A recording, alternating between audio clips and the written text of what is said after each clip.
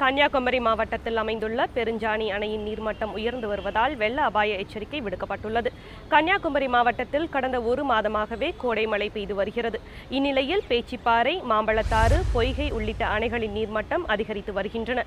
அணைகளின் நீர்மட்டம் அதிகரித்து வருவதாலும் தொடர்ந்து மழை நீடித்து வருவதாலும் கரையோர பகுதிகளில் வசிக்கும் மக்களுக்கு வெள்ள அபாய எச்சரிக்கை விடுக்கப்பட்டுள்ளது.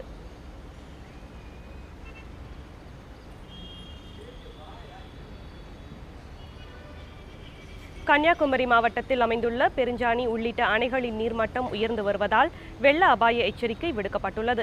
இது தொடர்பான மேலும் தகவல்களை மார்த்தாண்டம் செய்தியாளர் ரமேஷ்குமாரிடம் கேட்கலாம். வணக்கம் ரமேஷ்குமார்.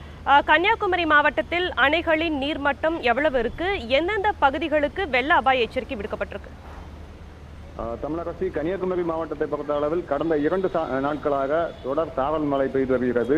குறிப்பாக மலையோர பகுதிகளில் மழை அதிகம் இருப்பதால் மாவட்டத்தில் உள்ள பேச்சிப்பாறை, பெருஞ்சாணி உள்ளிட்ட அணைகளுக்கு நீர்வரத்து அதிகரித்துள்ளது.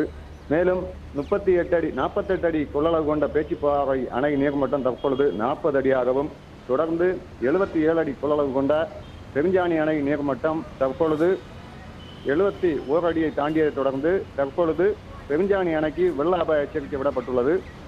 இதனால் மாவட்டத்தில் உள்ள பொன்மனை, வலியாற்றுமுகம், மாத்தூர், அருவிக்கரை, மூவாற்றுமுகம் உள்ளிட்ட பல்வேறு கிராமங்களுக்கு தற்பொழுது வெள்ள அபாய எச்சரிக்கை விடப்பட்டுள்ளது. மக்களையும் தொடர்ந்து வருவாய்த்துறையினர் அறிவுறுத்தலின்படி பல்வேறு இடங்களுக்கு மாறி செல்லுமாறு கேட்டு வருகின்றனர். தமிழரசி.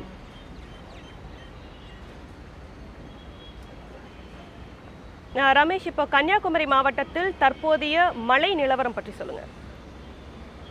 கன்னியாகுமரி மாவட்டத்தை பொறுத்த அளவில் கடந்த சில நாட்களுக்கு முன்பு தொடர் சாரல் மழையாகவே இருந்து வருகிறது. இருப்பினும் மாவட்டத்தில் பல்வேறு பகுதிகள் சாரல் மழை இருப்பதால் மக்களின் இயல்பு வாழ்க்கை பெரிதாக பாதிக்கப்படவில்லை எனவே கூறலாம். இருப்பினும் இந்த கடந்த 2 வாரங்களுக்கு முன்பு தொடர் கனமழை இருந்ததால் மக்கள் பெரிதும் ஒரு பாதிப்பில் இருந்தனர். தற்பொழுது சாரல் மழை என்பதால் பெரிய இயல்பு வாழ்க்கை பாதிக்கப்படாமல் மக்கள் மகிழ்ச்சியாக இருக்கின்றனர். தமிழரசி. ரமேஷ், உங்களுடைய தகவல்களுக்கு நன்றி.